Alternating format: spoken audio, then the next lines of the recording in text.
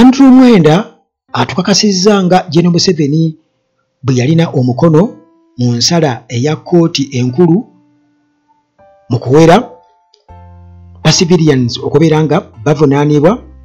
mu kkooti ez'amagye. Ti Museveni ateekwa kubanga ensala eyo Dolo gye yawa yagirinamu omukono. Ate munnange biiru eya UPDF mu palamenti era nga yemu nga baagala okubeera nti bakiyisaawo nti ba civilians bavunaanibwe mu kkooti z'amagye efunye okuwakanyizibwa okw'amaanyi era nga balooya ne bannamateeka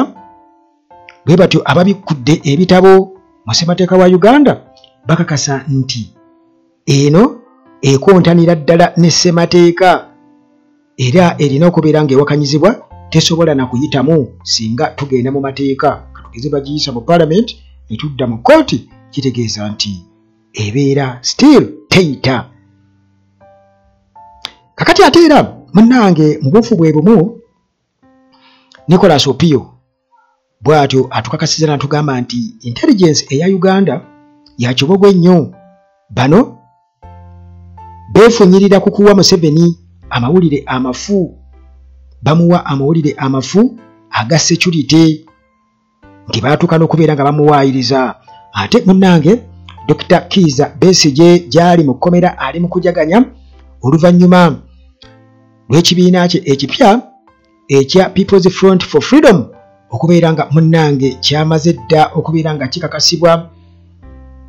Kale munnange nga sikulwisizza kasooke nkulamuseeko gwe nampuliriza gyebaleko gyonna gy'otuusaako engalo nange gye ndi mu mikwesise nga bulijjo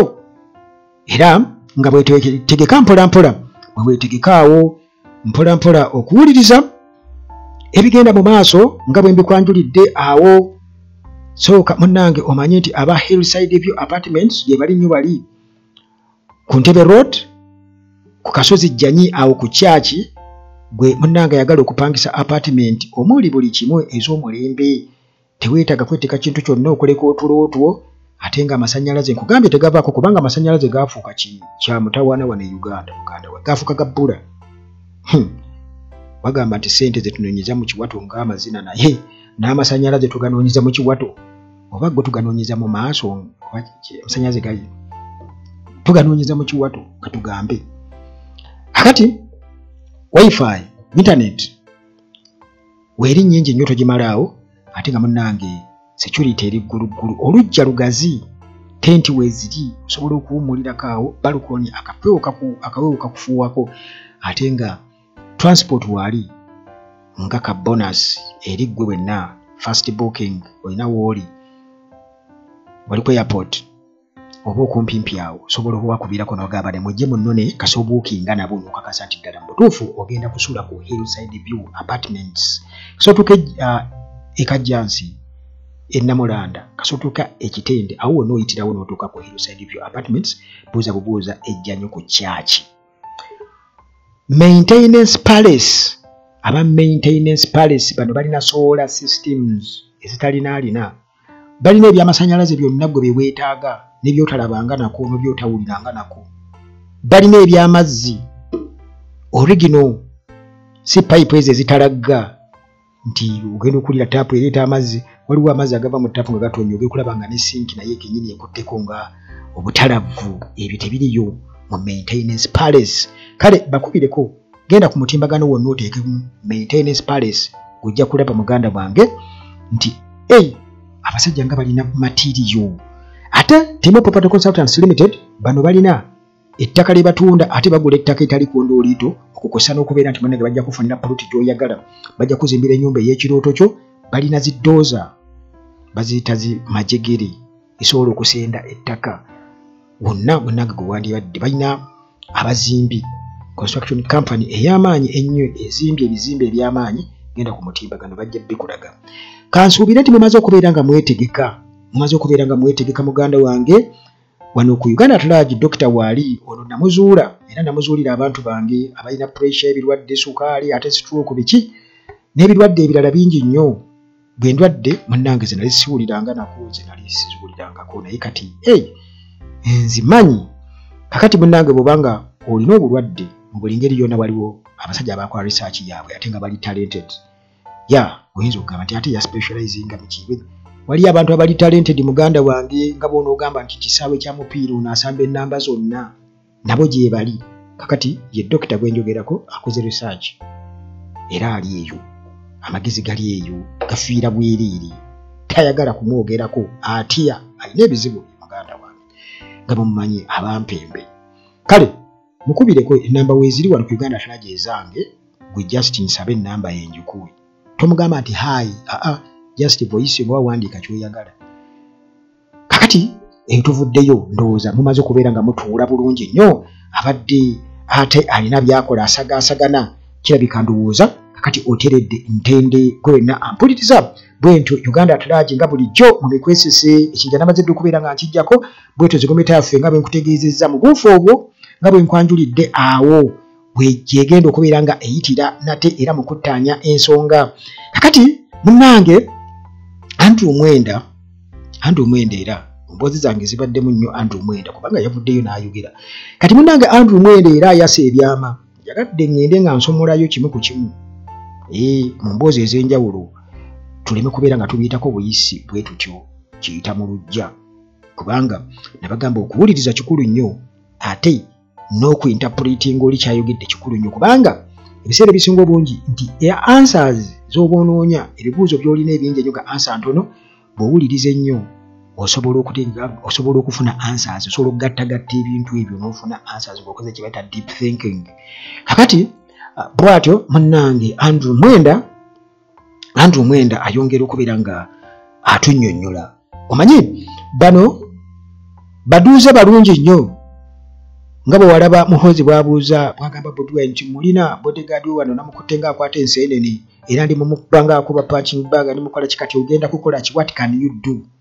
okitegeera tulina amagye kakati munnange ono munnamawulire Andrew Mwenda atutegeeza n'atugamba nti Museveni yalina omukono munene nnyo mu kkooti enkulu okubeera nga ejjako obuyinza kkooti marshal okuvunaana ba civilians era nti yali atagetinga Besigye jjukira nti okusinziira munnange ku biriwo era nga abantu balina bwino nga bagamba nti Museveni akimanyi bulungi nnyo nti tribunal terina makulu era nga eno erina kuvunaana abasirikale bokka kuba terina bujulizi na ku nsonga ya Besigye lwaki oba alina okubeera ng'avunaanibwa nti oba alina omusango gwonna tebalina bujulizi era nti bano baali bategese nga bakola bukubirire nga bategese nti n'omuti sayidi z'eggulu eyo mu barakisi gye baali baagala okutugira Besigye naye kakati nti mu kkooti ez'abantu oba oli awo kiyinza okubeera ekizibu ennyo kubanga kkooti y'abantu eyinza obutatuuka waawo naye kati bo baali baagala ne Freeman Mugabe waabwe basale bwe batyo ne looya waabwe lw'omukambwe ennyo looya wa gavumenti bagende bamutuge Besigye bamuttire eyo kakati munnange era nga bino Mwenda mu kubyogera byongedde okubeera nga bikakasa abantu nti ddala kituufu nnyo essega eddamuzi lyafumbirwa executive Museveni akola bukozi bw'ati akuba bukubi ntoli ne bayita babali mu nsawo ze tebabeerangako independent okuleka mu busangosango obwo era nga balina ekigendererwa nga Mwenda bw'atukakasa nti tewabangawo mazima na bwenkanya nti n'essiga eddamuzi lyonna muganda wange baalikola ki baaliwama naye kati nti Mwenda mu kapasite ye okuvaayo okwogera bino gwe muganda wange ampuliriza gwe tolowooza nti nno asamwasamwa bano bakola ekintu mu butonde bwabwe bajoozi nnyo bajoozi ate bamanyiizi nti bakola ekintu n'amaana akugamba tonookola ki waliwo mujjukira lumu nabawako wano ku mboozi waliwo omuntu omu yali agezaako kubba ettaka lya munne kati ng'avuga n'emmotoka ya gavumenti. Kati nga bali kaayanira awo we batyo n'amugamba nsobola okutta, nsobola okukuba gwe essasi nze n'enkutta ggwe, nsobola okutta. Era munnange okukakana RDC yajja ne bamukwata naye ng'avuga mmotoka eriko yuggi. Kakati munnange gwe obusajja obwo bute bulaba edduka kayinza n'okuteeka empitambi mu subaani ne kasalamu ezzike ne keewaana ndisazeemu. Olirabye gwe badooza sirya ndya olirabye oliwulira beriwunya obwo muganda wange. Kakati munnange mu bufu bwe bumu oba mu ngeri y'emu Andrew Mwenda bw'atyo avaayo atubuulira era nga bwe nkutegeezezza nti ewali omu kati wabula muliro. Gwebuuza Andrew Mwenda lwaki ayogera bino byonna, yasooka n'ayogerera nnyo Dr. Kizza Besigye balina obujulizi balina biki. Kakati wuuno ayogera era bye yayogedde nze nabiwulidde bulungi nnyo era ne nnyina nga mbitemaatema munenga buli kimu nja kikwatako ku lwakyo. Kakati kino kye kirala ndoze nakakuwa bibiri bye yakoogera. Kakati kino mulamwa mulala yagambye nti Museveni mbu ayinza okuba yalina omukono mu nsala ya kooti gye buvuddeko kooti enkulu ku ba civilians obutawozesebwa mu kooti y'amagye. Era munnange nga awaana gye ne Museveni annyonnyola atugamba nti Museveni abala nnyo strategist wa kabi nnyo. Yagambye nti Kaguta is a great strategist who looks at the end. I wouldn't be surprised if he could have had or he called the Chief Justice to rule against the court martial so Besigye could be tried and found guilty in the civilian court. Ng'atuwanira gye ne Museveni nti Museveni abala nnyo era yatunuulira nkomerero ya kintu era nti Mwenda tayinza kwewonya nnyo. Museveni nti ayinza n'okuba yayita Ssaabalamuzi Owiny Dollo mbu n'amuwa ensala gy'aba alina okusala ng'era mumanyi omusango nga bwe tuyigize kati omusango gwa kalulu gulina okubaayo nti era Dollo aba amanyi ensala oba Ssaabalamuzi yenna aba aliwo ne babatula ebyo bonna baali babawadde ensala Dollo be yaddira mu bigere. Kati n'akakiiko k'ebyokulonda jjukira byabakama babeera bamuwadde ebyokulangirira. Kakati buno bwe bukakafu era njagadde nkikuleetera ekyo kubanga nzize njogera ebintu ebyo. Kakati obukakafu bubuno nti amuyita jjukira nti nga twakava mu kalulu ka 2021 mujjukira nti Dollo emmotoka ye yalabwako ng'eva mu State House era mujjukira ebyaliwo awo nga bava mu briefinga era eyakwata ekifaananyi ekyo muganda wange tetumanyi ate koko baba amuyigiriza oba lulimi ki teri amanyi nga bamuyigiriza olucwezi n'alwogera n'ayogera olukongo n'alumalayo n'ayogera kubanga tebyamutambulira bulungi n'akamu baanoonyereza ne bazuula nti gundi yakwata ekifaananyi ekyo ate nga naye yali mu security. Musajja ate omwoyo gumulumiriza agamba bannansi daba obwenkanya tewali manipulation efuuse manipulation. Museveni atufukidde Museveni. Kakati munnange oyo yalugwamu naye nga hero by the way yalwana naye yagezaako musajja wattu naye byamutambulira bubi nnyo. Kakati munnange nti Mwenda atukakasa nti Museveni ono mugezi nnyo bukati olwayita Ssaabalamuzi era n'amugamba nti kakati ky'oba okola omusango guno gusale era bali bawa obuwanguzi kooti martial gijjeko obuyinza. Kakati nti olwo ng'amaze okukiraba nti oba oli awo bajja kugamba nti kooti martial era emusalidde omusango kati mbu nga baagala mbu kati gumusingire mu civilian court.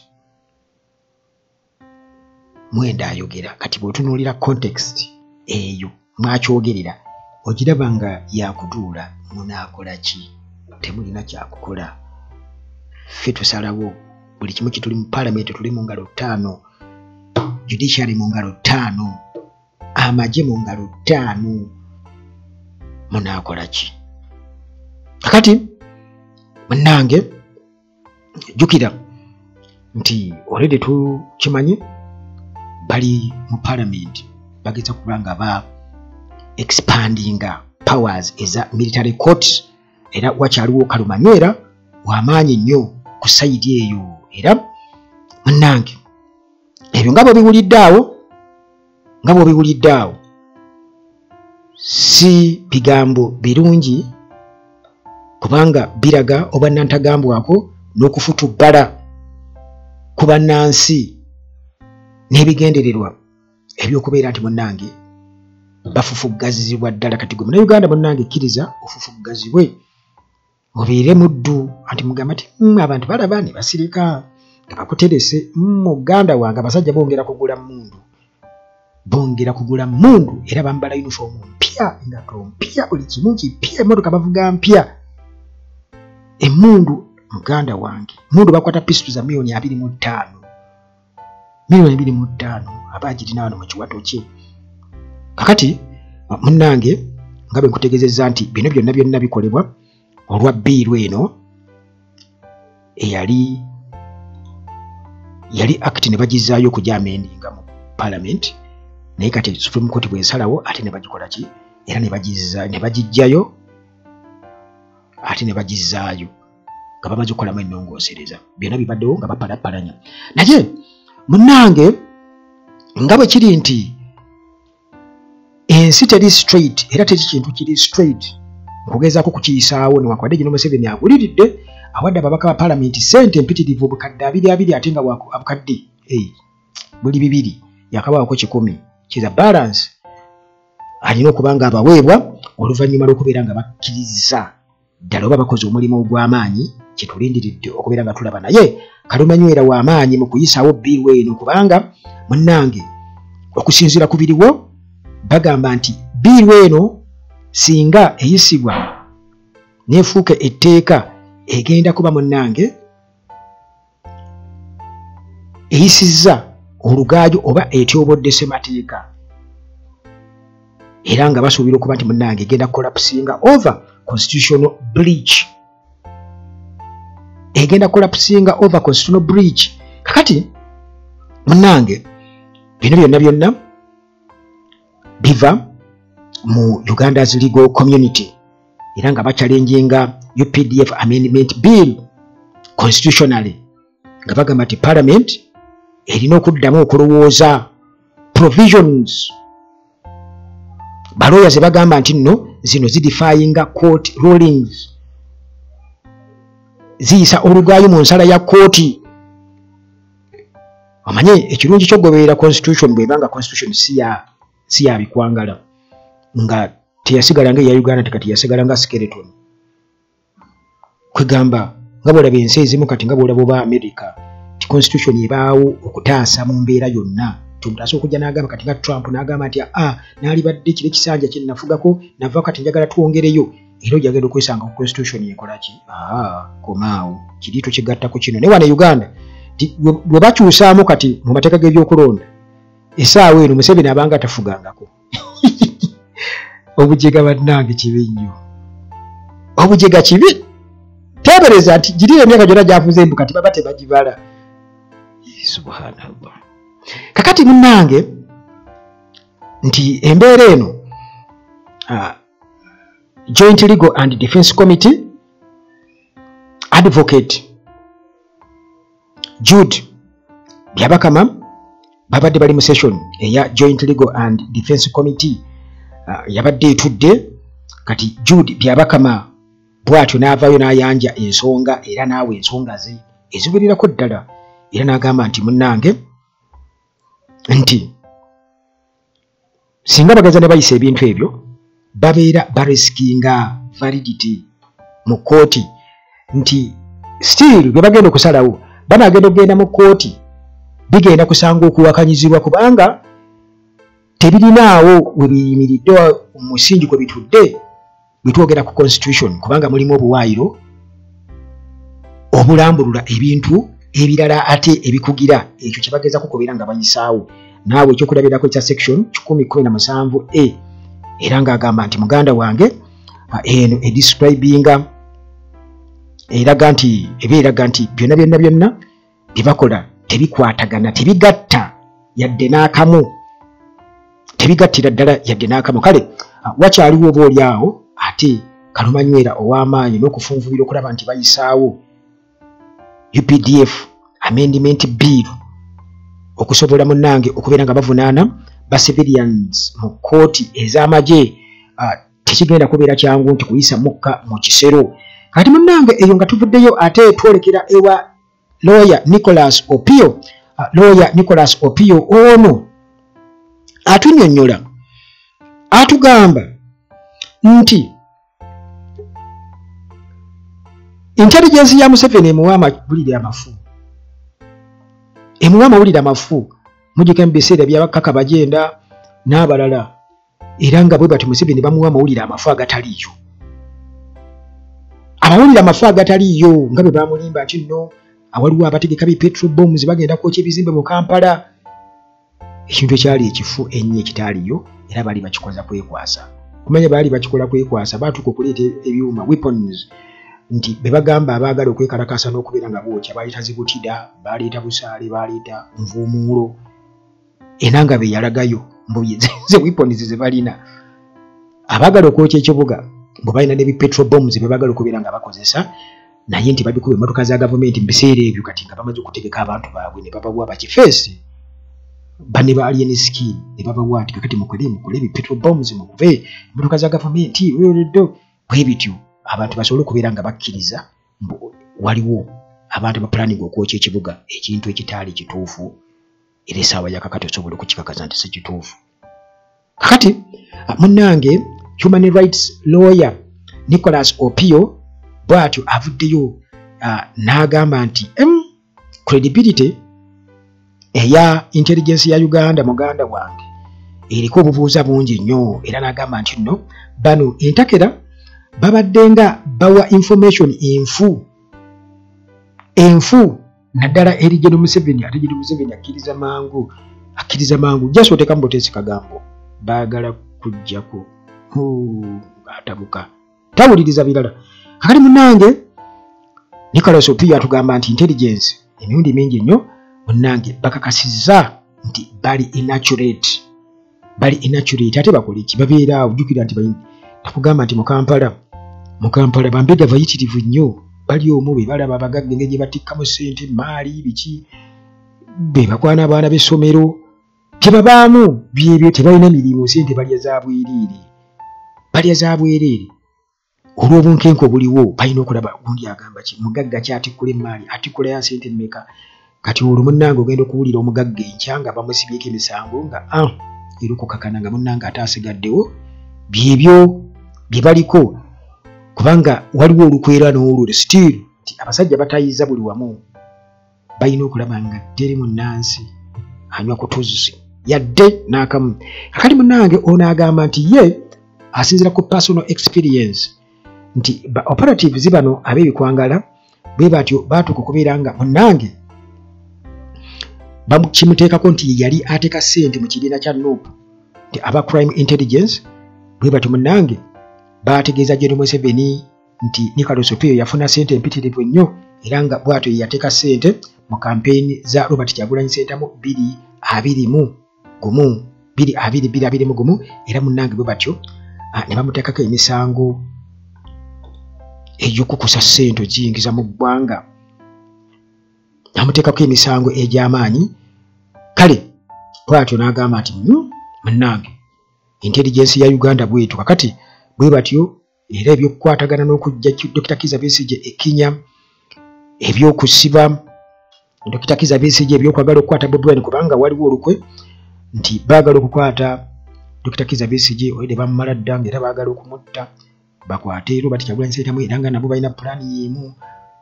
n'okulemesa NUP kubanga jjukira nti bakiraba nti opposition already kati ekulidde ddala ate eriko abantu kwegamba abagikulira abalala kwe basinzira okubeera nti nno kwegamba nga wano ogamba nti kati Alhaji Nasser Ntege Ssebaggala oba kati mubugamba nti oba omugenzi Paul Kanga Semwogerere katuveeyo najja mpola bwe batyo position nejja nga yeezimbazimba Alhaji Nasser Ntege Ssebaggala najja n'akwata Haji agambye Dr. Kizza Besigye ejje ekula. Dr. Kizza Besigye n'ajja n'abeerawo n'azuzumbya. Robert Kyagulanyi Ssentamu n'ajja kati tebamanyi kijja mu maaso awo. Bagamba nti kino munnange kyajjanga ekyokusaaga naye kirabika kigenda kutufuukira kayinja mu ngatto. Kale bwe batyo baba balina okubeera nga at least bakola kyonna ekisoboka okulaba nga opposition esaanawo era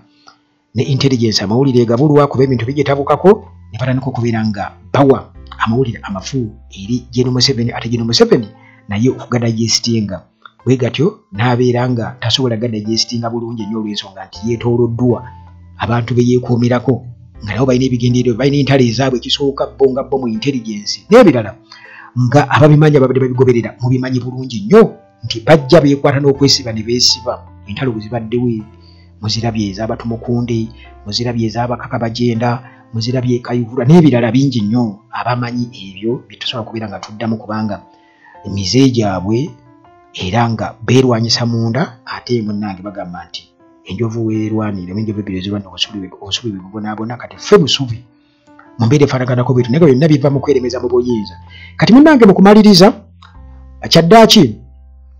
ekibiina ekipya ekijja ekya People's Front for Freedom kimaze okubeera nga munnange kibeera gazetted. Uganda Electoral Commission emaze kubeera nga